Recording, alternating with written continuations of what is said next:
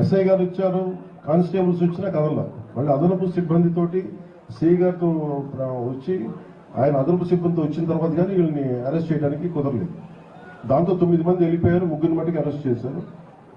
ఈ సందర్భంగా నేను ప్రత్యేకించి ఎందుకు ఇక్కడికి వచ్చామంటే, వైసీపీ 11 సీట్లు ఇస్తేనే వీళ్ళకి ఇంత అహంకారం చూపిస్తున్నారు. ఓడిపోయి కూడా ఇంత పొగరు చూపిస్తున్నారు. ఓడిపోయి కూడా నేను ప్రత్యేకించి చెప్తున్నా, ఇవి ఎవరి జాగీర్లు కావు, ఇవి